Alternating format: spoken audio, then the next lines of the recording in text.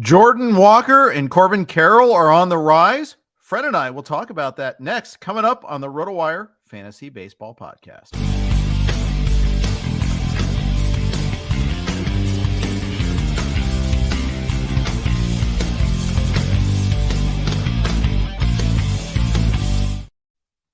Hey, everybody. Welcome to the RotoWire Fantasy Baseball Podcast. It is the ADP Risers and Job Battles edition. The focus on Jordan Walker and Corbin Carroll. As always, our podcast is brought to you by the good friends at Underdog and Fantrax. We appreciate their sponsorship. Fred Zinkie, how are you doing?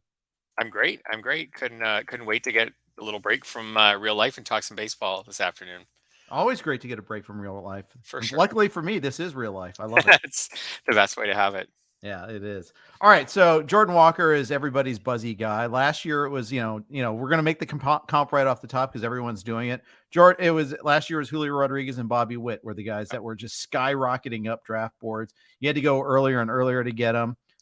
We won't make the Jared Kelenic comparison from 2 years ago. But he is the trendy prospect, the guy that was highly rated and is crushing it this spring. Yeah, and I think I guess there's still two questions. Like, he seems to be answering the question of, is he major league? I guess he's not yet answering the question of, is he major league ready? Like, I'd have to look at which pitchers he's faced so far this spring, but I'm sure it's been a mixed bag. So he's certainly showing strong signs that he's major league ready. The next question is, do the Cardinals have a spot for him? Right. That's the big one. I mean, from a fantasy perspective, like, he's only 20, but he really profiles as someone who, is exactly what you want in fantasy baseball. Like last season, 119 games in AA, 19 homers, 22 steals, 306 average, respectable strikeout to walk ratio. He profiles as someone who will stuff the stat sheet. And we talk sometimes about certain players who are good baseball players, but are not as good for fantasy because they're not big homer guys or they're not big base stealers or something. Like, he profiles as someone who should eventually be both. I think it's a matter of, are the Cardinals ready to put a 20-year-old on an opening day roster that isn't loaded, but doesn't have maybe any completely obvious holes? Would you agree with that? Yeah, I think it's a strong lineup. It helps that it's also in a weak division. I think the Cubs are ascendant. The Brewers are still thorny, but maybe not ascendant, maybe even declining a little bit. So, and of course, you've got the Reds and the Pirates doing their thing. Yeah, I mean, they should have. Well, I wouldn't say that. I don't think the Cardinals are going to walk to that division title by any stretch. But yeah, it does look like the Pirates and the Reds won't be close. The Cubs could be sneaky competitive. Maybe I don't think that Cubs roster is that good. Maybe they're one of those teams where if they just won a lot of one-run games, they could be sneaky competitive. So it kind of looks again like a two-horse race between the Cardinals and the Brewers. So maybe that means the Brewers don't have to push things with Walker. They could send him down in the minors for a month, which still makes him worth Cardinals, which still makes him worth drafting. It just, when we're starting to talk about a pick maybe in the first 10 rounds, then that's, now you're pushing things a little more if you think that he's going to spend April in the minors. How about this, Jeff? Do you think he will be on the opening day roster? Yes, I do. There you go. So I think he will. ADP from March 1st is 148. Yeah. So if you're playing the NFBC main event and there's no news about him not making the team, you are going to pay a top 10 round pick to do it. Are you, Fred Zinkie, willing to do it? Probably not. I'm not usually the rookies guy. I think I could go through some other guys. Well, actually, I am getting close on him. I will say that I am getting close on him. I'm never the rookies guy. And so, for example, I've done 2 15-team league drafts in the last couple weeks, Labor and Tout. In both drafts, I took Drew Rasmussen in round 10. Mm-hmm. So comparing him and Drew Rasmussen, different players, totally different. Jobs, it is. Right? It is, and in different positions and things like that. Yeah. Let's compare him and say, I don't know, Taylor Ward. He keeps going in and around that area. He's kind of a buzzy guy people are into this year. Would you rather take Jordan Walker and if he's not on the opening roster, you just wait? Actually, I think it's not bad. It's pretty fair. Taylor Ward's at 107. I mean, He is. Okay. You're got to go a lot earlier on Taylor Ward. Okay, he's moved up then. Yeah. Okay, throw me some names that are right around Jordan Walker on your list that you're looking at. Okay. Well, and he might go in the Taylor Ward area, though. He's going to. That's the thing. You're right. Yeah. By the time we get to the main event, he's going to go in round 8 at the latest. Giancarlo Stanton or Jordan Walker? Walker. Snap call, and Stanton's 125. So that drug, no big deal. Easy, Walker. I'm not feeling Stanton this year. Just okay. I don't know. Yeah. Might just be an anti-Stanton. Yeah, absolutely.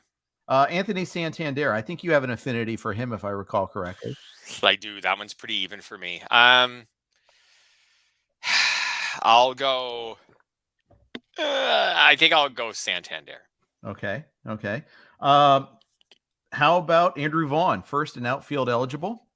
By the way, Walker, you get third and eventually outfield. You get him at third right now. The third is a nice bonus. It really is. Yeah, I will take Walker over. Maybe I should be comparing him to other third basemen, except I shouldn't because there's no third baseman. There's no right. Max Muncy, second and third eligible, is at 126. Who do you got, Walker or Max Muncy? Walker. That's pretty Walker. That's pretty significant. What do you think that's crazy? No, it's not crazy, but it's significant. Because and Muncy is like that. Muncy is like what's the town in western Colorado? The westernmost town in Colorado on the 70. It is an oasis. It's the first town after 3 hours of nothing in Utah. Max Muncy is that third baseman on the third baseman list after Alex Bregman. So I could see Walker going in that range. Give you a couple others. Chris Bryant, all the way up at 112. Chris Bryant or Jordan Walker? Chris Bryant. Okay. All right. I'm flying too high. I'm flying too close to the sun now. So. Do you agree with that one? I think so, but I don't know what to make out of Bryant. I really don't. I mean, Bryant, like I'm going to be watching, like I'm going Bryant, assuming that everything seems it's going fine with him health-wise in spring training. Yeah, I think that's fair. So the Cardinals, I mean, they have a really crowded situation. Go back to the crowdedness and the logistics of this year. Joel Hennard mentions that Dylan Carlson already has 2 homers playing for his job. Possibly. He's not playing the field yet, by the way. He's only playing DH because he's got some arm issues. So we'll watch that one. Lars Nootbaar is playing for Japan in the WBC. Tyler O'Neill is playing for Team USA. Some people think that Tyler O'Neill will get hurt playing in the WBC. There will be players that get hurt playing the WBC. We don't know which ones, but it could be a possibility. DH is Juan Yepez. I could see that being a source of like, okay, let's let Carlson DH for a little bit. That's a way to get Walker in the lineup. Also, there's Nelson Gorman still trying to figure into this mix. Right now, he's behind Brendan Donovan at second base. So, we could make this a Cardinals-specific podcast and talk about all the job battles they have because there are a lot of them. It's very crowded for them. For sure. And although Gorman may not be at the Walker level of prospect, Gorman is someone who people were pretty high on last year. And now we're talking about him as having some fairly obvious holes in his game and is profiling as maybe a starting player, maybe not. To be clear, I'm not giving up on Nolan Gorman long-term at all. I'm just saying that at this point last year, people were pretty excited about Gorman. I think most of them believed that that in March 2023, he would be coveted, and he's not. Right. So maybe that's just another reminder to sometimes pump the brakes. I don't know. It's the opposite, right, of the Julio Rodriguez argument. Exactly. There's definitely ways to fit Walker in. Like, it's a crowded situation, like you said, but it's not a crowded situation of stars. It's a crowded situation of interesting MLB level players like Tyler O'Neill, Dylan Carlson, Lars Nootbaar, Juan Yepez. They're the 4 players. All of those players can sit a game a week so that Jordan Walker can play. Like, they can all sit a game a week. So, and one of them can sit 2 days a week so that Walker gets 5 starts a week, and Walker can sit a game a week so that you kind of give him breaks sometimes. Like, it's not hard. Like when I just read through that list, that's not like Trout, Ohtani, where you're like, well, this guy's got to play. Like, these guys can all. But Trout was in a similar situation, I think, as a rookie. They had Bobby Abreu, they had Vernon Wells, they had established major leaguers in front of them. So you can see you force your way in. Yeah, if you're good. All of these players, just looking at the Fangraphs roster resource page, like they all profile as having like a 750, 760, 770 type OPS. That's Right. what they're all kind of projected for this year. So they're all solid major league outfielders, but not high impact. They're not Paul Goldschmidt's. They're not Nolan Right. Arenado. So Speaking of he which, can get that's in. why Walker can't play third base. That's Nolan right. Arenado's Yeah, already there. for sure. Yeah. All right. Let's move on to Arizona and Carson Kelly. Maybe, I mean, not Carson Kelly, Corbin Carroll. Carson Kelly is not a That riser. would be He's a follower. podcast that very few people would His listen to. teammate Gabriel Moreno might be a riser. But let's talk Corbin Carroll. Everybody, we saw the triple last week from ground level, and it was breathtaking. It was awesome. I love Corbin Carroll. I will be pushing him up a little bit, but he's already getting pushed. I think that's part of the problem is if you look at him, he's the second highest Corbin drafted. Burns will still beat him, but he's number 2 in Corbin's. At 60 right now is the average pick, a range of 47 to 83. Fred, I think that goes higher by the time we get to main event land. Yeah, I think so too. I think you said 60 is the average. Yeah, I think it goes 50. I don't know if it will go much higher. Do you think 50? I don't know if it goes to 45. I don't think he gets in the first 3 rounds. I think he goes at the 3-4 turn. Wow. In that range. That's where Bobby Witt was going last year. Early fourth, late third. I think in that range, 40 to 50. I think picks somewhere between 40 and 50. Yeah. I think that's where he goes. He's already at min pick right now is 47. As we start to if you look at the pool there of outfielders and just hitters, at 53 is Adolis Garcia. Oneil Cruz, who we're going to talk about, is at 58. Corbin Carroll's at 60. Eloy's at 64. He doesn't run. Springer's at 66. He doesn't really run. Teoscar's at 67. He's not much of a runner. Point is, you have to go down to Edman at pick 70, and he's an infielder. There's a pretty big gap there between your speed options that have any sort of power. I can see it. I wouldn't mind pushing Corbin Carroll up into the Albies, Mullins, Adolis Garcia range. Okay, so my comment in favor of Carroll possibly moving up, other than that people get crazy for prospects this time of year, but my comment in favor of him is there's so many pitchers who go in the 40s and 50s in the ADP that he actually doesn't have to leapfrog many hitters to become pick 40 or 45. Right? That's what I was looking at there. That's it. There's so many pitchers in there. It's more pitchers than hitters. If he leapfrogs 4 or 5, because a lot of people, when they're picking in round 4, are not really competing in their minds between him and a pitcher. They're more saying in round 4, I need a pitcher or I need a hitter. And the person who's saying I need a hitter, let's say Schwarber's gone, who's right now in the last week's ADP's 45, Luis Robert's gone, then all of a sudden, you start just comparing him to Seager, Mullins, Albies. If someone would rather him, I wouldn't, but if someone would rather him than those players, all of a sudden he's quickly up into the mid 40s. Now, looking at the projection systems on the Fangraphs page, they all have him projected for about 130 games played, which I guess is a little low. But if I average them out, it's about 15 home runs and about 18 or 19 steals.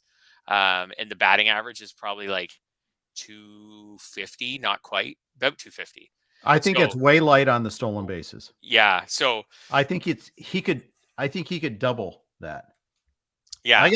While I say that, I got to check and look at my projection. I've got him for 22. So, okay. But I have him 22 and 22 hitting 262. So I'm more optimistic on the hitting side. And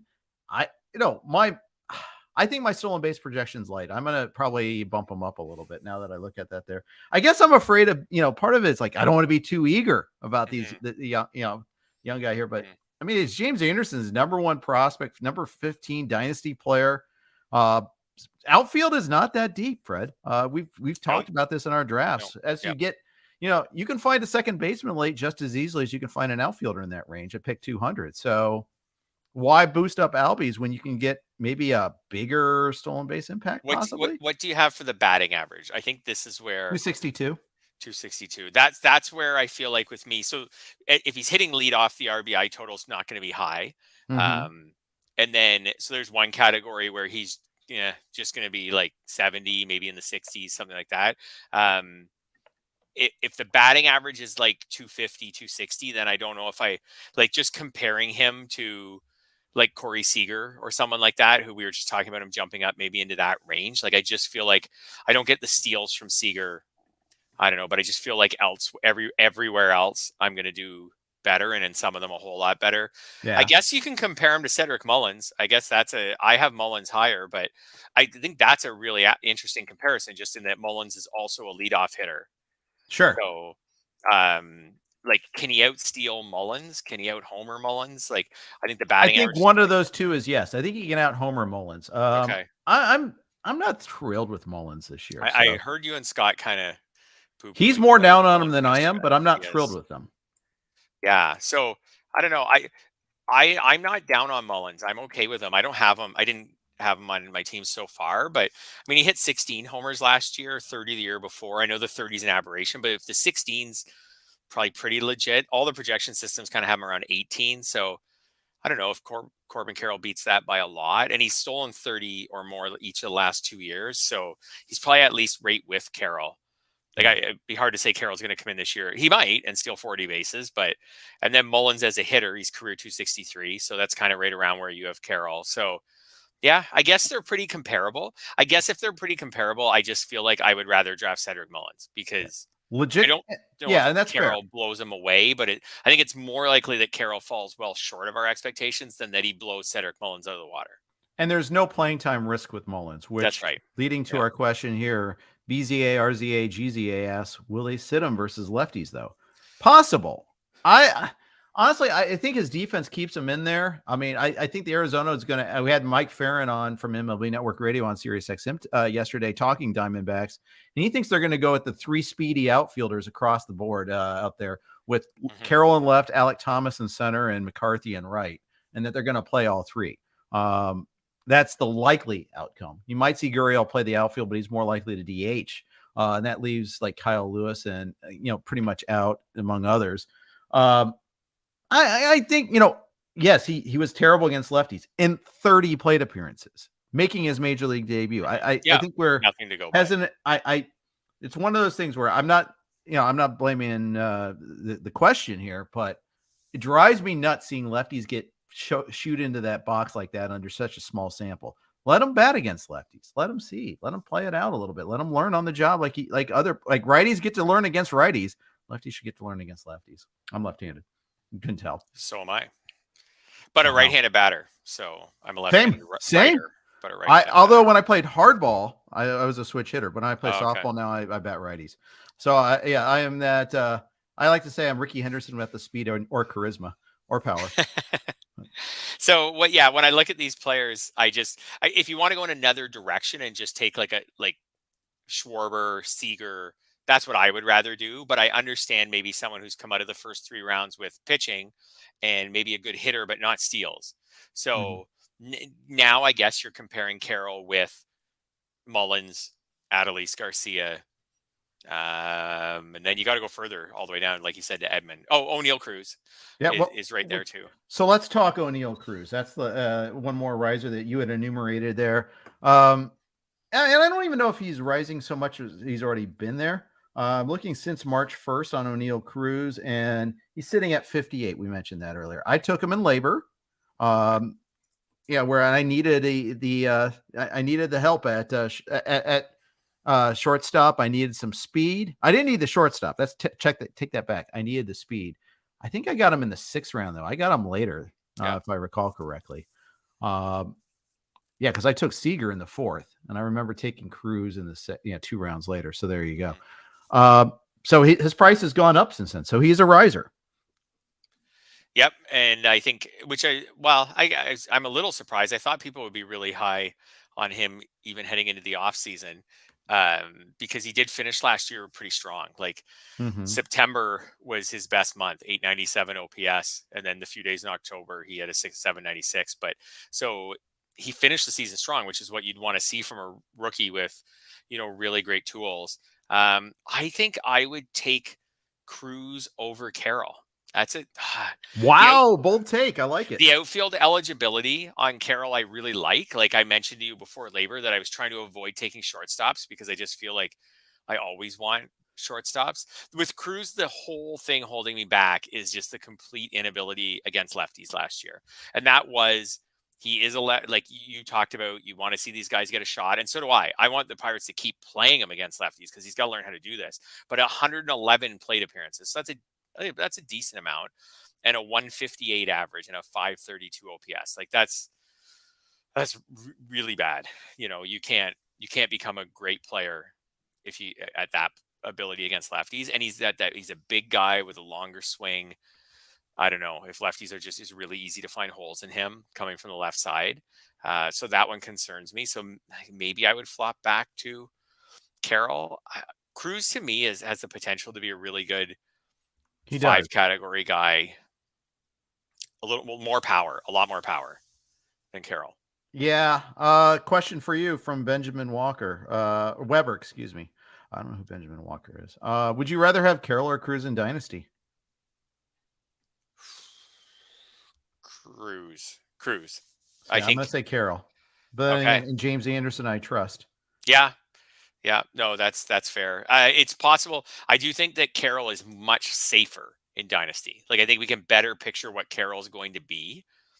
Cruz could be someone who's like really interesting and really special. He's a 6'7" shortstop. Like he could be someone who's like he's a 6'7" shortstop who maybe by his prime could even be a 40 homer player. Like he hit 17 in 87 games last year, and he's really young. Like he was 23 at the time. Like he could maybe be a 35 to 40 homer player. So and a guy who hits like second or third in a lineup. But I do think with the problems against lefties, it's a much more volatile profile going forward than Carroll. I think we can all picture what Carroll is, right? Like a 15 to 20 homer, leadoff man, steals bases, really valuable. Yeah, maybe Carroll. I don't have to think about that one. I do see the long-term potential in Cruz. I don't think I'm going to draft Cruz anywhere. I don't think I'm going to draft either one of these guys anywhere next year. I've been getting a lot of pitchers in the range where they're going. Mm-hmm. And if I was going to get an earlier hitter, I would just take the boring Schwarbers and Seagers. I might even just take the boring George Springer, who's maybe not. I don't know. I think I would. You're not going to get stolen bases then. Yeah, that's the trade-off. I mean, and so that means you've got to address it elsewhere, either earlier or later, and so be it. That's a choice. Yeah. Benjamin Weber, I also asked about the splits on Carroll in the minors because we talked about it. I pulled up Reno, and he barely played at Reno. He only had 21 games. He had 33 at bats against lefties, 333, 371, 576 versus lefties. So he did hit lefties at AAA, albeit Reno, albeit against AAA pitching, albeit in a mega tiny sample. So there's a lot of albeits there. Yeah, my Carroll concern against lefties isn't that great yet. My Cruz concern against lefties is significant. Yeah. Like I especially like I said, because it fits to me. Like I can see it. He's a big left-handed batter. It's going to maybe take him some time to figure out how to handle lefties. It definitely looks like that from last year. Exactly. Yeah. All right. We got a couple of prospect risers on the Reds that we're going to talk about because, hey, we don't talk nearly enough Reds on this podcast. But before we do that, share a quick note from our friends at Underdog.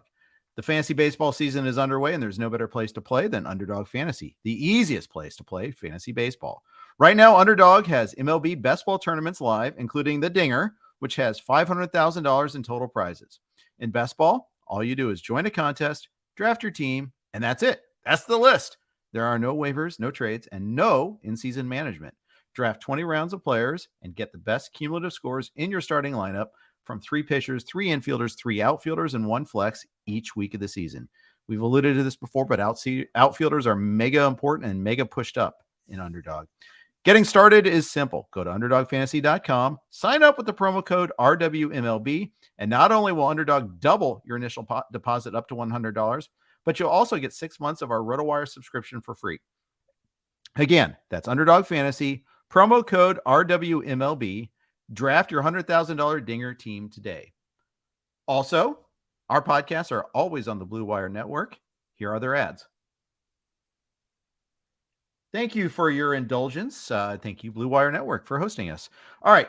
2 Reds prospects are making waves. Now, it's against spring training pitching in Arizona and then Las Vegas because they played a series against the A's in Vegas.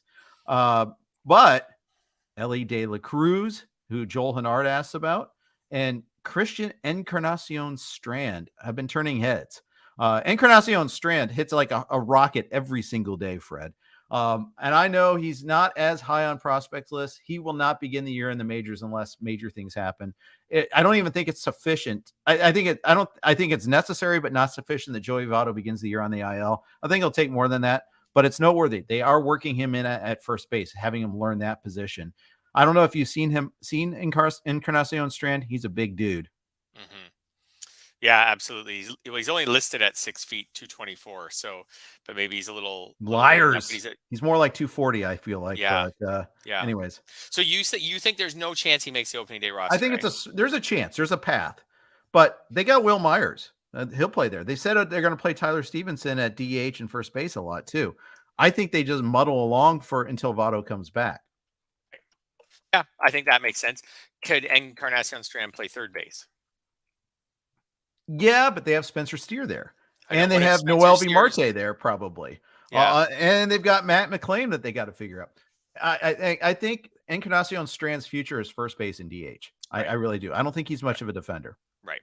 Okay. So, yeah, you think probably opening the season in the minors, hits well in the minors, gets his shot. He'll get a shot at some point this year. There will be a Monday. I think he'll get up before Elly. I think he'll get up before the other Reds prospects. Yeah. But yes, I'm sorry to interrupt you. Yes, I do think he is a Monday guy. Yeah, I was going to say there's going to be a late Sunday night podcast, early Monday podcast with you and Scott, where you'll be talking about how much he went for in your various leagues at some point this year. Yes, because he's getting the shot, but not a draft guy unless you're in draft champions. Right. Would you draft him in a draft champions? Yes, I absolutely would. I should have drafted. I had XFL, the Dynasty League draft, like the supplemental rounds where we did the auction in November. And I was drafting Scarf at the same time. I should have gone Encarnacion-Strand, although I think I would have passed on a higher rated prospect for him. But that's just strictly as a Reds homer. I felt great shame when he went off the board. I should have been focused on that a little bit more. And then let's talk about De La Cruz here for a minute. So let's. His upside is tremendous because of the way he steals bases. So last season in the minors, in 120 games, this is wild. In 120 games, he hit 28 home runs and stole 47 bases. Like that is. You like that? Is that something you might be interested in? That's not bad. It was high A and double A, so it wasn't even triple A. But this guy crushed it, and at both levels he hit well. 968 OPS at high A, 910 OPS at double A.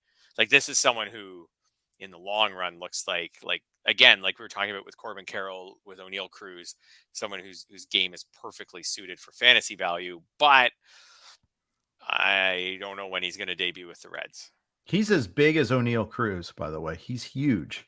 He's listed at 6'5", so maybe De La Cruz. Elly De La Cruz we're talking about here. 200 pounds.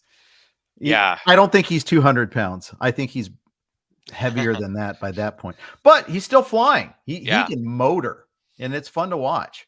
I think De La Cruz, he could force the issue. And here's the thing about the Reds: they currently don't have their future shortstop in the big league level. It's Kevin Newman. It's Jose Barrero, who's getting his last shot, actually having a decent enough spring. So it won't, I think they want to see De La Cruz at AAA first, but they also got Noel Marte. They've got a lot of guys that could play shortstop. They have to figure out who's a shortstop and who is, playing third, who moves to the outfield. That's the good thing about shortstops is they can play everywhere, but unlikely to, so they got to make a decision who at first. But I think De La Cruz knocks down the door by mid-season is my guess. I don't think he breaks camp with the team. One thing to keep in mind with Walker, with every one of these other with De La Cruz, with all of these prospects is, Carroll and I think Oneil Cruz are different just because they've already hit the majors. But I think that you look at these guys and you see what they're doing in spring training, at least the rest of the way. Now that the WBC is getting going and all the players are going to their respective camps, they're going to be doing it against lesser competition. And we look at the last 2 weeks, the next 2 weeks of spring training numbers, take it with a little bit of grain of salt because a lot of good pitchers are going to be gone. A lot of good hitters are going to be gone if you're looking at pitchers that are dominating too. No, that's a really good point. Is there a chance that De La Cruz just spends the whole year in the minors? Like the Reds are going to be really bad Do you think they There is just a possibility, leave but him I in the think minors that all year? construct exists less than it used to Okay. after the recent collective bargaining agreement. It still exists for some teams, Yeah. Pirates. But I don't think they, so if he's not up by August, sure, they might just say forget about it. Yeah. But if he is up, I mean, I think if he's pounding the door down in July, I think they'll let him in. Yeah, I'll be interested to see that. So Oneil Cruz is a good comparison since the Pirates were terrible last year and still called him up in the middle of the season. But Oneil Cruz was 3 years older. He's 4 years older than De La Cruz. So was 3 years older than De La Cruz will be this year at the point where he was called up. So Yeah. you know what I mean? Like maybe like De La Cruz is just so young, and if the Reds are really bad, I just wonder if they'll just say, "Meh, suspend the whole year in AAA. Like you'll be up next year, the start of the season, or pretty close to the start of the season." So, yeah, I'll be interested to see how that all shakes out. One more red. Joel Yeah. Hennard asks about Spencer Steer. I only have him for 346 AB. It's a safe projection. I mean, I'd like him, but he's not at that level of prospect. I think he is an interesting prospect. I think he could be good, but I don't think it's a sure thing. And he had his first taste of the majors last year. He hasn't been a full-time third baseman before, so he's got to kind of work on the defense too. There are things to like about Spencer Steer. He could be the full-time guy. I think they're mix and match a little bit here, though. And again, he's got to hold off others. And defense is an issue. Our latest note on him is one I wrote, actually, talking about how he committed at one fielding error or one throwing error, mishandled another ball. So, there's possibilities there where, defense forces him out a little bit too. So that's something to watch for a little bit. I just think, and if Pinder makes the team, that's one of the places where he'll play. Yeah, that's true. I have Steer with more plate appearances than that, but Right. so I don't think that there's any Cincinnati player who I would project for a massive amount of plate appearances other than Jonathan India. India, obviously, you're looking past the injuries from last year and assuming he gets back on track. Tyler Stevenson, I not because he's a catcher, so Okay. I'm just not. Even though he's not going to be a catcher full time. No, that's true, and he might get there too. Yeah, he might get there if there's someone else. But I was joking with you, Jeff, today that in the Tout Wars draft and hold league, I've managed to secure the entire Reds outfield, which is unintentional. But I have Jake Fraley and TJ Friedel and Nick Senzel. Senzel coming last and coming in like round 39 or something like that. So it's not like I really wanted these guys, but I think all of these players are. Like maybe they start like someone out of there will probably be a starting player all season, but we don't know who. Even Will Myers, Will Myers could play for the Reds. He's going to play some corner outfield too. Yep. But he could get traded in the summer to a contending team to be a bench bat down the stretch or a starter. We don't really know. Right. Votto at his age, we don't know how well he'll hold up this year. Steer, he could hold the third base job all year and do fine, or he could not play that. He's not that good of a prospect, like he said. The projections kind of have him for like a 720, 730 OPS. That's not very good. If he just underachieved a bit and it's in the 600s, maybe he only holds that job for a couple months. Then they start looking at something else. I don't think any of us think Kevin Newman will necessarily play all year. So, right. Yeah, Fraley, Friedel, I don't know. I took them late because they have nice power speed combos. So if they did play all year, they would put up a pretty nice stat line in homers and steals. But I could see if India were to not be healthy all year, I could see, maybe no one on the Reds getting to 500 at bats. Yeah, that's kind of like last year. Yeah. I think I like Fraley. Where did you get Fraley, by the way? Let's see. I happen to have the draft board right here in front of me. I will scroll up around 19. Yeah, that's about right. That's I think where he went in my yogurt league too. So I think much to my chagrin because I blew that. I think I took Friedel in our labor draft too. In the Tout Wars, I took him in round 24, kind of when you're getting into your bench bats. Yep. He was cheap one of speed. I think he was maybe my first bench bat. So yeah. Same thing, just that there's no one else, and he was okay in it last year, and he can hit some homers and steal some bases. So right. I don't know. I don't have that much faith in him in the labor league. I wouldn't be surprised if I end up sending him to waivers in April. We'll see, but it's worth a shot. Sure. Yeah. As a bench bat, I could see it. There's just so much playing time available on that team, and it's such a great park to hit in. It is. It really is. I thought I was going to be a Will Myers guy this year but other people are even more Will Myers guys. Like they were all like, when he went to Cincinnati, I was like, oh, I'll take a shot on a Will Myers bounce back Right. as a member of the Reds. Sure. But I saw it coming right away. I was like, okay, so is a lot of this industry is going to Yeah. see that. Exactly. Right? He's never played in a park like this. Yeah. Exactly. Yeah. It's been Yeah. wild. Kansas City, Tampa Bay, San Diego. Yeah. This is such a huge difference from him if he can stay healthy. Who cares if it's not a great lineup? Just the park alone could help him hit home runs. Exactly. Yeah. Hey, let's talk a little job battles. But before we do that, quick note from our friends at Fantrax, the most customizable fantasy platform in the industry. It offers the greatest fantasy experience for your dynasty, keeper, redraft, and best ball leagues. Don't forget auction leagues. They're fantastic in auction. Their auction room is very good. We're strong service there. Coming from another service, Fantrax makes it easy. Fantrax can import any of your current leagues and customize if needed. Fantrax offers the most in-depth player pool in the industry, including minor leaguers. Do you need a customizable commissioner service for your fantasy league? Fantrax offers more customization than any other platform. Waivers, categories, scoring system, schedule. Fantrax offers custom solutions for all that and more, and it's all free. Sign up for free today and be entered to win an official MLB signed jersey from Vladimir Guerrero Jr. Simply go to fantrax.com/rotowire and sign up today. That's fantrax.com/rotowire. Fantrax, the home of fantasy sports. Big thanks to Fantrax for their sponsorship all season long. All right, we're going to talk job battles. We've been talking, we tease this. Fred has meticulously listed out all the job battles that are important to you. Only the important ones. So you can forget about all those other articles. Just listen to Fred here. Who are we starting with, Fred? So I do want to preface this by saying that these, as much as they're job battles, they're also more situations that I'm finding are just really muddy. So it's not even like a job battle of like, is player X or player Y going to be the team starting shortstop? It's like, oh my gosh, what are they going to do with all of these guys? So let's start with a high profile team, the Yankees, and how is their infield going to shake out? So Rizzo's going to play first base. That one we can kind of leave out. Gleyber Torres is going to play second base. I think those guys are both going to be pretty much everyday players. Okay. So that leaves shortstop and third base for Oswald Peraza, Josh Donaldson, Isaiah Kiner-Falefa, DJ LeMahieu, right? And Oswaldo Cabrera could also play the infield too. Yes. So I'm just trying to figure out like who do we give? Do we give anyone full time? Does anyone have a full time role there? Does one of these guys cut into Anthony? I don't think they cut into Anthony Rizzo or Gleyber Torres unless one of those players gets injured. But do they cut into John? Unless and until, in the case of Rizzo, I think with that back, I think he's going to require some maintenance at the very least, if not a day. A trip to the IL at certain points too. Shortstop's obviously the key here, I think. Because either Peraza or Cabrera has got to be a favorite to get the job because they went through a full season of IKF, and it just sounds like it's like a bowel disease. It's just which exemplifies his hitting.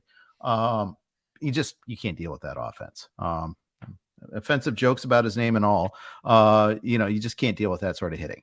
So I took Peraza and Scarf over the weekend, and I think I got a decent price on him, like the 20th round, 19th, 20th round. Okay. But he's already hurt. He's dealing with a minor foot injury. So, he's still in fact, he's due back in the lineup on Thursday. They said he's got a legit chance at winning the starting job. And I'm trying to bet on a guy that brings a little upside to the table. Like if Kiner-Falefa starts, do you really want to roster him anyhow? Well, I did grab him in that Tout Wars draft, but we're talking. But I'm going to say like round 37 or something, just as my fourth shortstop. He's going to probably pick up third, maybe second, even at some point. So, he's just thrown on the bench as a very speculative. If he was starting at some point during the season, you could put him in for steals, kind of guy. But I think with Peraza, because he's not an amazing prospect, but he's a pretty good prospect. So I think if he's on the roster, he's playing. Like if he's on the roster, he's playing 5 days a week or something like that, which puts Kiner-Falefa totally off the radar. It's maybe for me, it's more LeMahieu is like how I feel like LeMahieu has to play a fair amount. Like DJ LeMahieu is still a decent major leaguer. Like he's 34, but he's still like, I know he's not like peak DJ LeMahieu maybe anymore, but he's not bad. So he maybe draws a start a week at first, does he get 2 starts a week at first? Maybe he gets 2 at third, 1 at first, 1 at DH or something like that. Maybe he fills in at second once a week. But can LeMahieu get up to say, could LeMahieu start 5 games a week as a bench Yeah, utility I guy? hope so. I got him in Yeah. labor. So Yeah. that's the thing is those guys are part of the issue. The other part of the issue too is, I mean, you've got, Anthony Volpe just waiting for his chance. He could bang down that door this year. He's not that far away. So when you look at all of those potential options, could you see a trade of Gleyber Torres? Is that a possibility? Or even like a diminished role for Torres. Torres is nothing special, Fred. He did hit 20. He did recover some power last year. We're talking 761 OPS last year, 697 the year before that, 724 in 2020. You have to go back all the way to Happy Fun Ball year before he's really a plus bat. What are we doing here with him? Why is he special? Yeah, I don't think he is. I haven't drafted him in any leagues. I find when he's getting drafted, he's not near the top of my list. I'm having to look down to find him. But I think the Yankees probably, unless they're not going to get a lot for these players. So right. I think they keep Torres. I think that Josh Donaldson is so injury prone at this point in his career. Like, he's 37 this year. I think maybe the play for the Yankees is, and Stanton we know is so injury prone, and Rizzo. I think the play for the Yankees is you just wait for one of them to get hurt, and then LeMahieu takes that spot. And then Kiner Falefa moves to become like your super utility infielder, where he's playing, 3 days a week, something like that. A start at third, a start at shortstop, a start at second, things like that. So maybe that's the way this all plays out. But I think, kind of to summarize it, Kiner Falefa not draftable. I don't want Josh Donaldson this year. Someone else can take him. I'll take him super late just because he's boring and whatever. I think you could use him in April or something, I guess. Yeah. Maybe they find a taker for him. I mean, people obviously they don't love him there, but yeah. I think this is. I'm kind of out on the group. I feel like I haven't even considered drafting anyone in this group yet. Yeah, I got Peraza once. I've got a couple of these guys once, but I'm not targeting him. I gotta say, when you took him in labor, what was that, like a starting role or a bench bat? Or I think I think he might be my starting third baseman. Okay. But, woo. My starting third baseman is not actually a starting third baseman for his own team. Yeah. So I gotta say, as a whole, commentary, I'm nonplussed by the Yankees lineup. They have, there's a route where they're really potent, but there's a route where they go through droughts like they did last year. Oh yeah, I'm not feeling this Yankees lineup. I think the Yankees will make the playoffs. I think they'll pitch their way to the playoffs. I think their rotation is better than people expect and realize, and their lineup's worse than people realize. Yeah, like even without Montas, like I think Cole, Rodon, Severino, Herman, Cortez, that's a really good rotation. I think the bullpen will be fine. They'll get Michael King back this year. Like I think I think a pretty solid reliever, and a workhorse reliever. I like Aaron Judge absolutely carried them at times last year. Yeah, he's not going to probably carry them to the same degree this year. I do not like that lineup at all. I think they will pitch their way to the playoffs, and in July they will need to add hitting pieces. Right. All right. Let's talk Angels in the infield because there's some playing time considerations there. It's pretty muddled. All right. First base, Jared Walsh coming off of a nasty injury and a horrific year. He's listed as our starter on RotoWire, but Brandon Drury could place him first. Drury is currently listed as the second baseman, but they've got David Fletcher still on the roster, Fred. Yeah. He was awful last year. Rendon was not present last year, but they signed Gio Urshela, and Rengifo is listed as their starting shortstop. I think ideally that would be their four, Walsh, Drury, Rendon, Rengifo. But you could see a lot of ways that this could go sideways too. Yeah, it's just one where when I'm trying to draft any of them, like David Fletcher, I guess, is a bench bat, so I don't want him. Gio Urshela, if he was an everyday player, I would draft him, but I don't think he is. Does he have any path to become one, or is he just waiting around for Rendon to end up back on the IL at some point, and then he's their third baseman? I think maybe he's even shortstop capable. Oh, absolutely. I just don't know I think he gets some time there too. Yeah, I think they do a little bit of mixing and matching to make sure he gets some playing time. Yeah, but I think he's a waiver wire guy even in 15-team leagues until there's an injury. Like I just don't know how you keep Urshela on your bench in April if everyone's healthy. So I think he's a pickup if there's an injury. Drury, I guess. I'm not going to be the guy who drafts Drury this year, but I think he's for Why sure not? draftable. I'm just not sure if he's that good. Fair. That's it. I'm just not sure if he's that good, and there's Simple. a lot of ways to lose playing time on this roster. Yeah. I think it's noteworthy that there's not that many Angels that you draft and on active rosters in our and like say in the NFBC format. Obviously, Ohtani, Trout, and Ward are going to go. The Ohtani, Trout are super early. Ward's around 100. Renfro's going to get some love, and then there's Drury at like 179. Then Rendon at 207. Then you have to go ... for Ohapi. Actually, I like Logan Ohapi. I just learned. I was like 2 days ago. I learned that it was Ohapi and not Ohop. So learned that today, this week. So I was happy to learn that. That was good knowledge. Rengifo is all the way down at 338.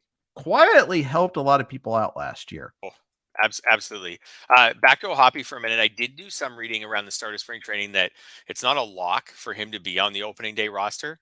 That's made me like just a little hesitant to draft like a number just because the catcher pool is so crummy that Right.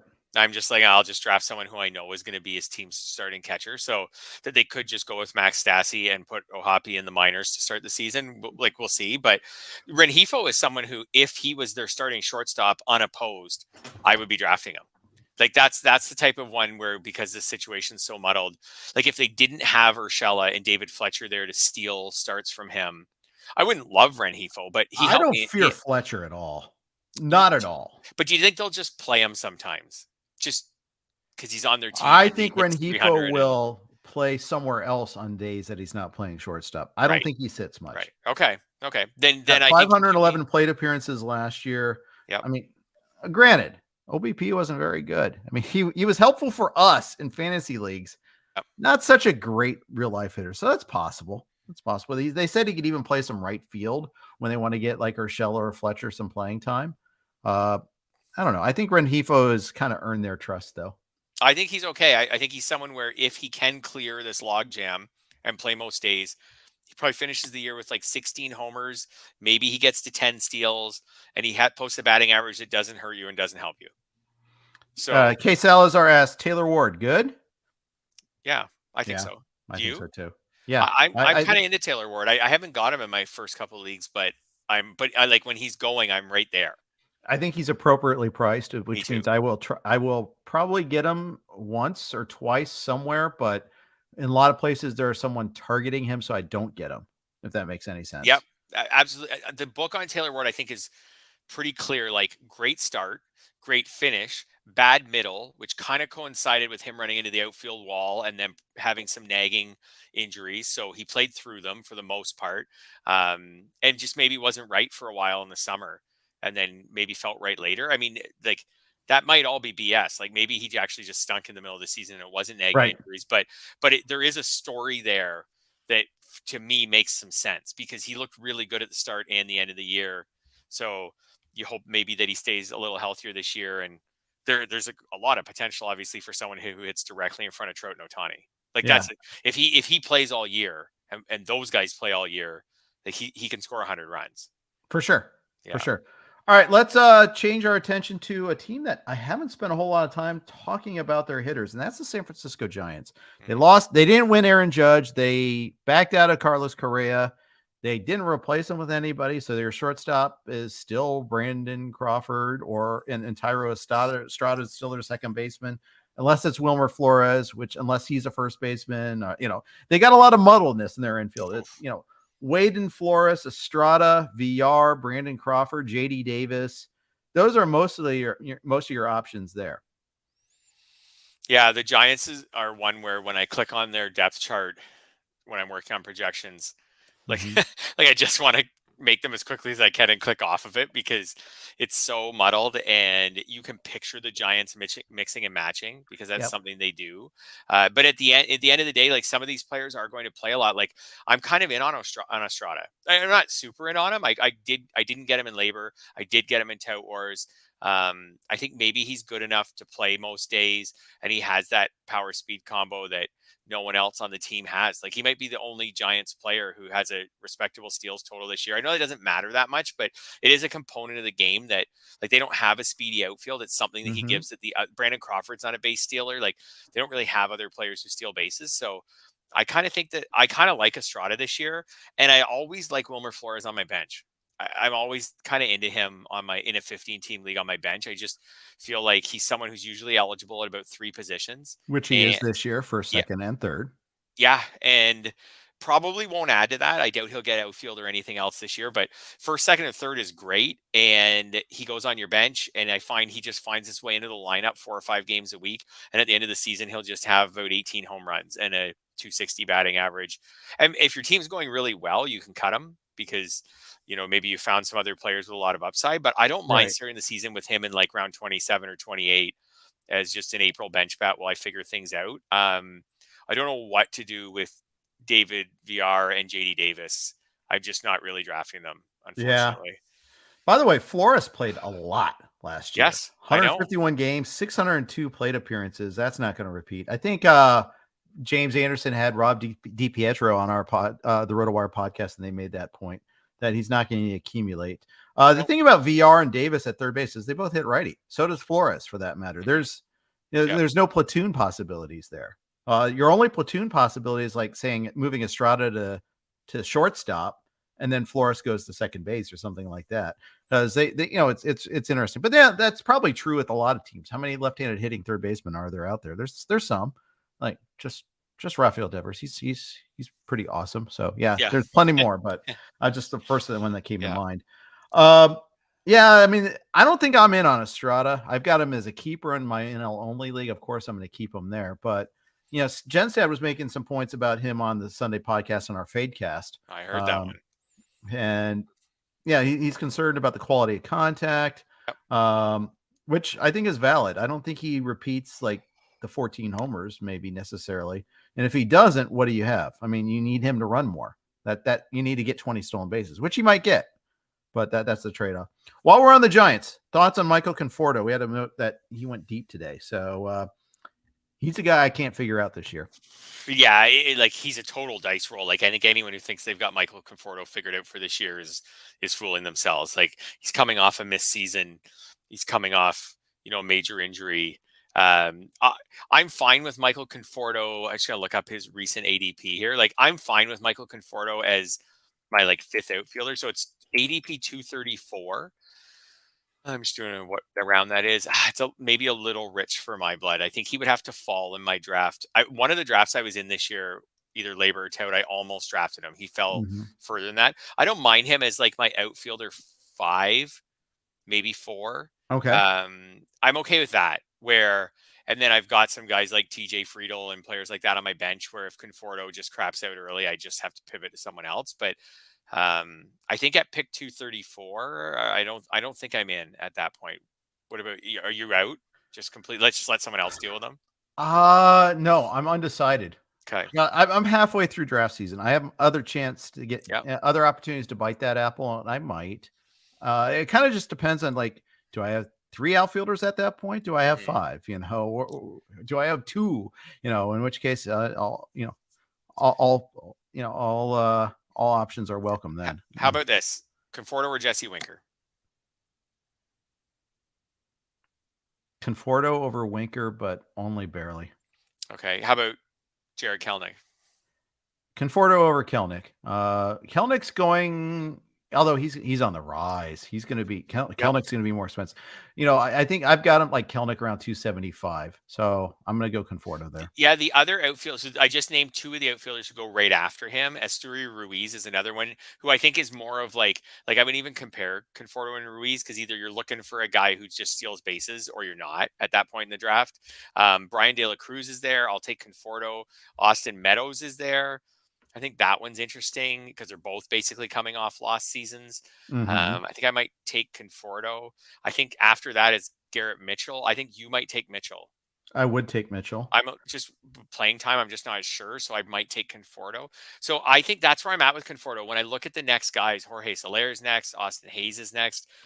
I like Conforto as much as everyone who goes after him. There's some players maybe at other positions in that range that I would just take So I instead. like Conforto better than the generalist Yes. outfielders. But Yes, if that's you're what I looking for a special category, that's where you see Ruiz go ahead of him, and I can see yeah. that. There'll be times when I Oh, need Ruiz. Will Myers. I missed him because he's dual eligible. He's in that Yeah, group. Would you take Will Myers over Conforto? maybe. No, I haven't yet. But I haven't taken Conforto yet either. The They're same. options for me. So They're I the just I'm pulled up not my thrilled to yeah. get any of them types, but I might Yeah. take them because I need them. If They that are makes any side sense. by side on my rankings. Yeah. And Austin Meadows is actually right beside them too. So yeah, Meadows isn't that high for me. I've got him lower. okay. Yeah. I don't know. I'm gonna. He needs to show me, and that's unfair, Yeah. I guess, a little bit. Because I know he was dealing with a lot of stuff last year, but that's kind of the reason. One of the reasons why I'm gonna wish him well for somebody else. That's probably my approach with Austin Meadows. While we're talking Giants, let's stick with them real quick and let's talk a little bit about their rotation. Yeah, so they really have more pitchers than they need for right now, which is a Mm-hmm. situation that usually sorts itself out with a few teams. But Anthony DeSclafani looks like he's back this year. Um, to me, DeSclafani is a pure starter. Like I don't see him. Someone's gonna have to work out of the bullpen right now. For example, Fangraphs has him working as a long man in the bullpen. That isn't really what he's been. But Logan Webb's in the rotation.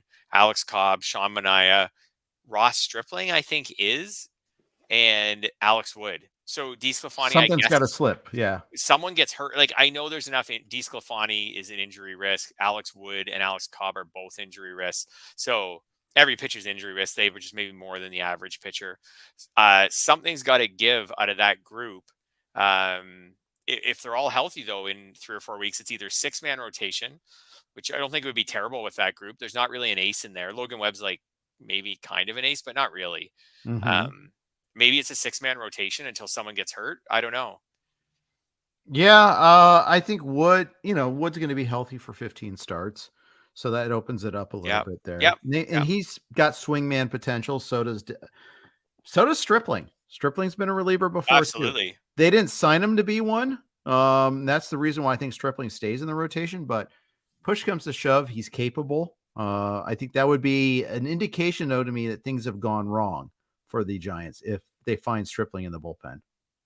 Yeah, I don't think Stripling, you're right. Like from a career profile perspective, the most sensible thing would be Stripling starts the year as their long man because he's the guy who's done it a lot in his career. But I bet there was a conversation when Stripling signed with the Giants that with his agent and the Giants where they said he's starting, right?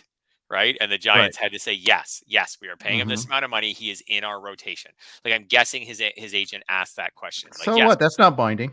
it's not binding, but it would be a crummy way to get off to maybe with your free agent signing. He gets paid all the same. So he does get paid all the same, but I just wonder if that conversation was had when he was, maybe not, maybe they just said, oh, that's the most money any team's offering us. We'll take it.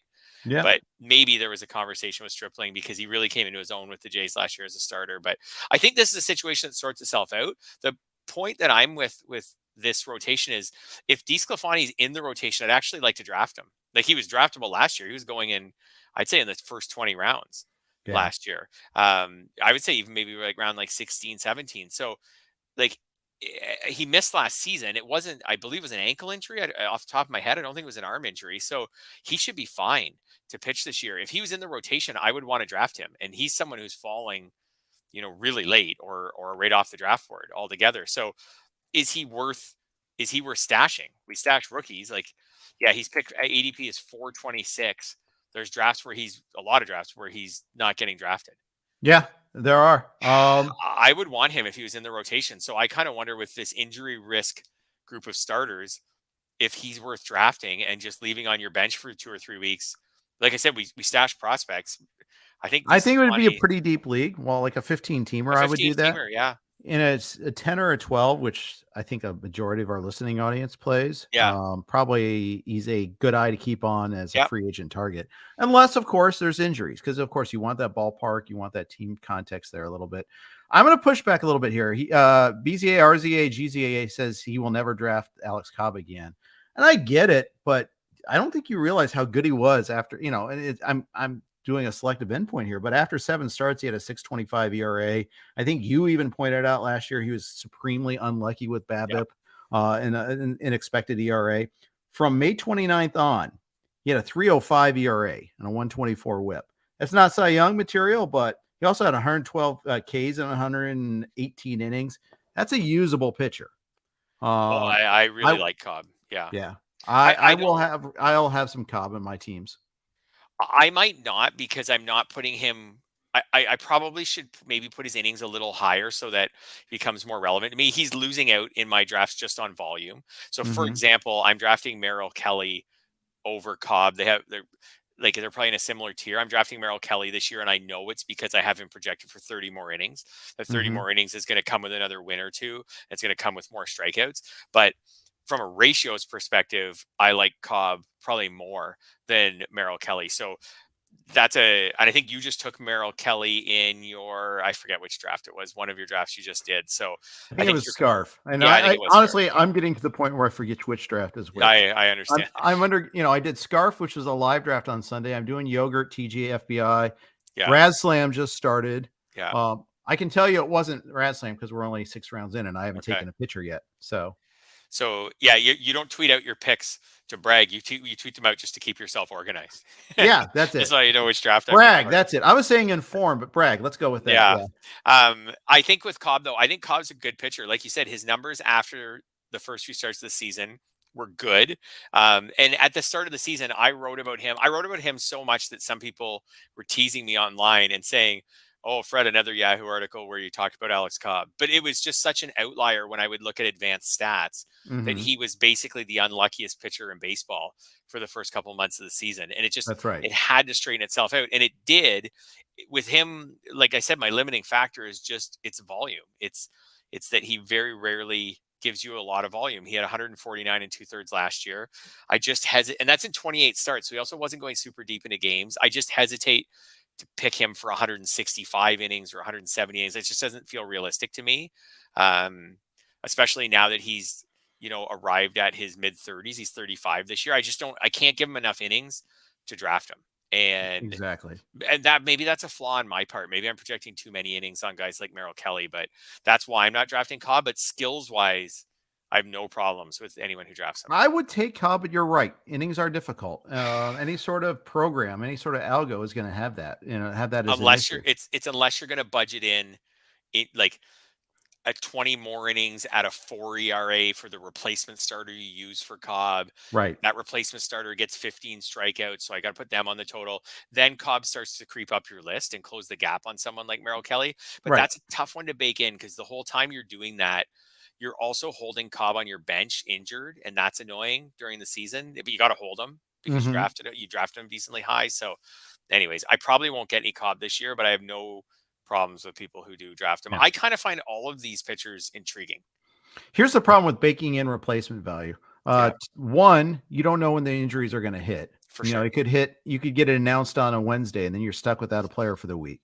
Yeah. Two, you're assuming you're going to be efficient in swapping guys in and out. Yep. You're probably not going to be. You're going to get it wrong, or you'll get outbid. Everybody else in the league is going for streamers. Every week, starting pitchers will be picked up. It'd be nice to go ahead and get him, to get that right. And you will get it right. You will pick up players that you keep all year. Sometimes you'll get it extremely right.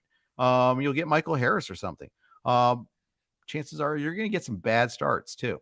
You're going to get verbed, if you will, with, who's the Rockies pitcher? Austin Gomber. Yes, you're going to get Gomber. And didn't you get like a secondary Gombering? Like I did. I forget who that was. Maybe latter day. No, I thought you got Gomber like a second time with an actual Gomber. Yeah, an actual Gomber on the second time through. A latter day Gomber, if you will. Yeah, I think if you're going to build in replacement value on a starter, you should actually build it in as a middle reliever. Like I think you should. I'm going to miss Cobb for 3 weeks or 4 weeks. I'm anticipating, so I'm going to throw in 12 innings of relief. And maybe at that point, I'm not going to change his ratios because the reliever is not going to be awesome, but he's going to be okay. You can always find an okay reliever. Maybe 4 weeks of a reliever. Maybe I get 1 win and 12 innings and 12 strikeouts, something like that. It creeps them up a little bit.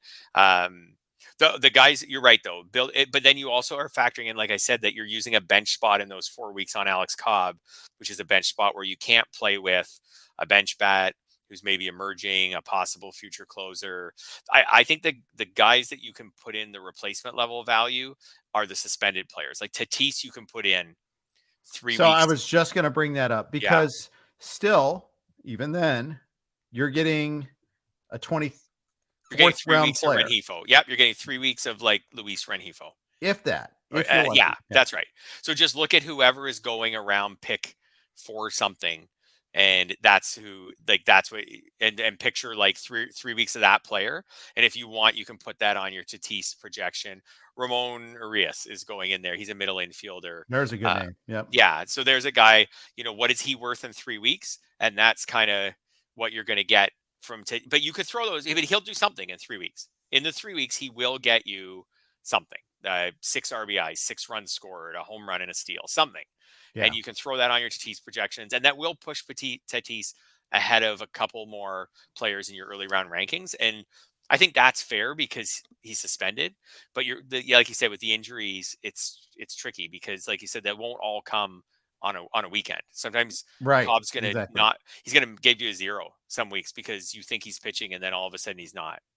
Yeah, exactly. Yeah. All right. 2 questions in the form. We're running long, and unfortunately, this is good. You're a super outliner, and we never finish the outline, so it's That's good. The plan. Yeah. Rupert asks, any interest in Mike Moustakas? Now he's with the Rockies. That's another situation that we're kind of trying to figure out, like second and third base for the Rockies. Now that we know they aren't going to have Brendan Rodgers for the rest of the season.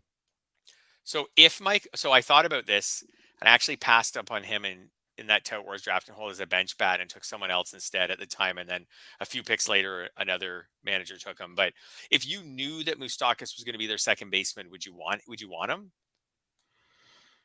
I mean, he didn't do anything in Cincy, which was a pretty damn nice place to hit.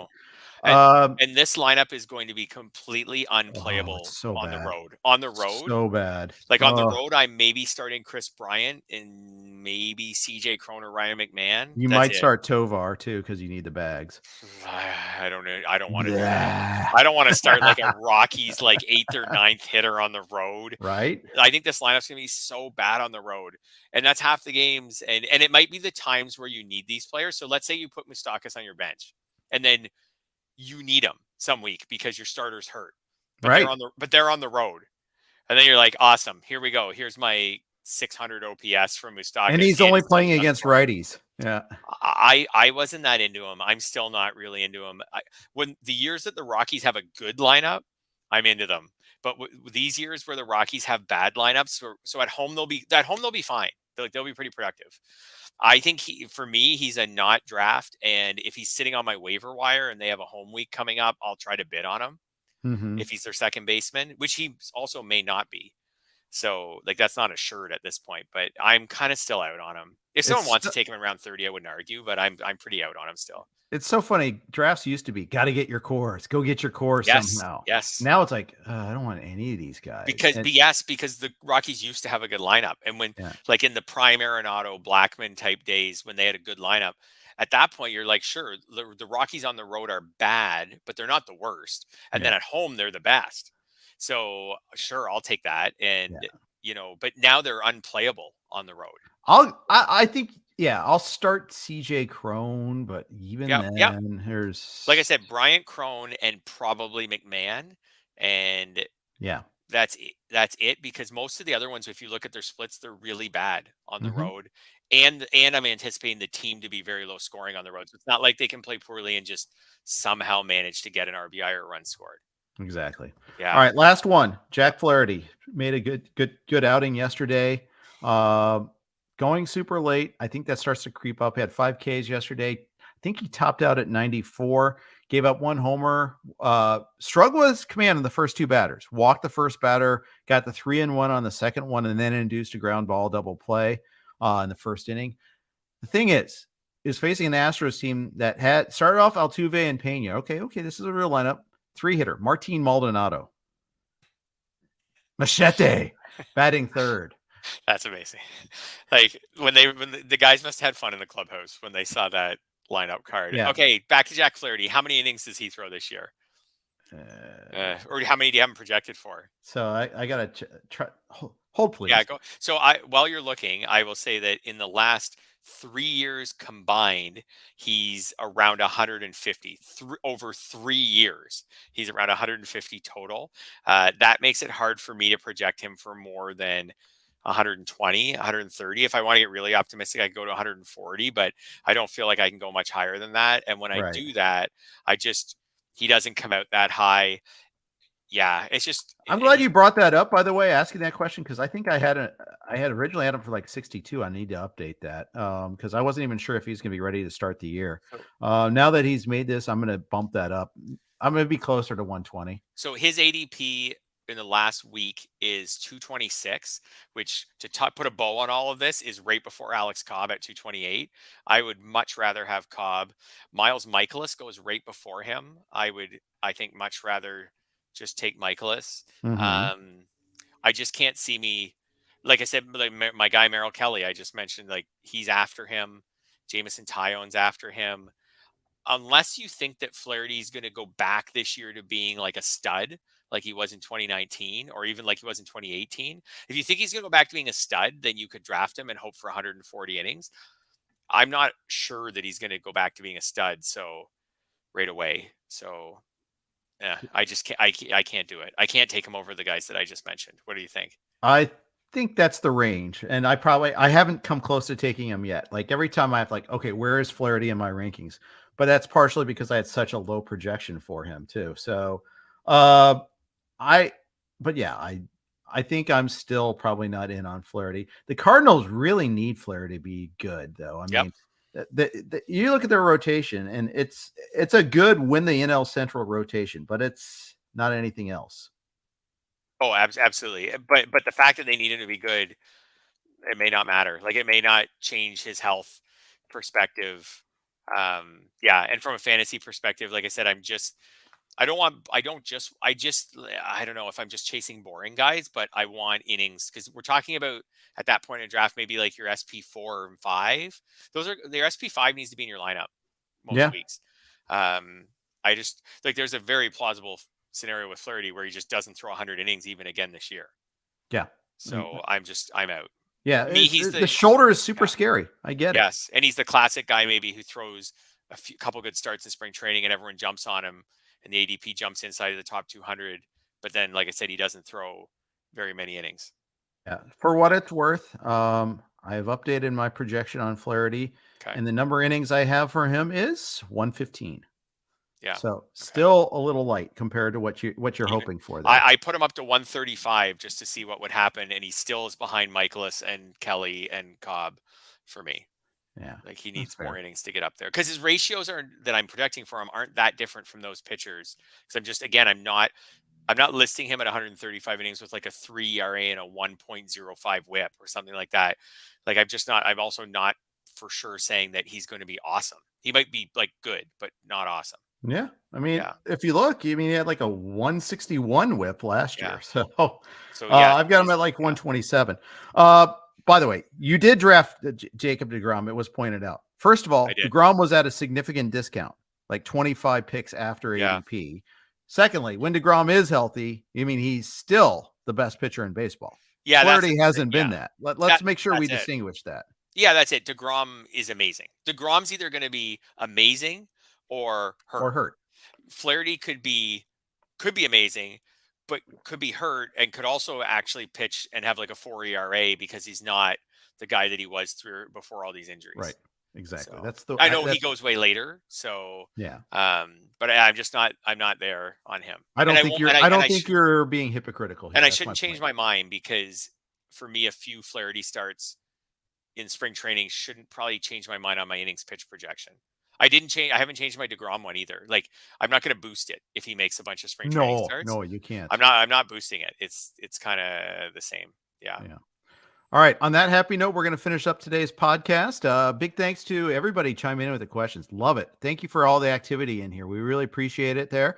And of course, we thank you for listening. If you're listening on a podcast to be named, or on whatever favorite podcast system, wherever you get your podcast, we do appreciate everybody listening in. make sure to ping us, tweet at us at Jeff_Erickson, at Fred Zinkie MLB. Give us your feedback. We want to hear it. And if you can do it in the Yahoo, that's fine as well. Always love hearing your feedback. We heard your feedback about chapters. I'm going to be posting chapters. So thank you for that. Thanks to Fantrax. Thanks to Underdog for sponsoring us. And thank you guys for listening. Coming up tomorrow, we got James Anderson with his podcast. On Thursday, guest to be named later. Stay tuned. Thanks for listening to RotoWire. Have an awesome day.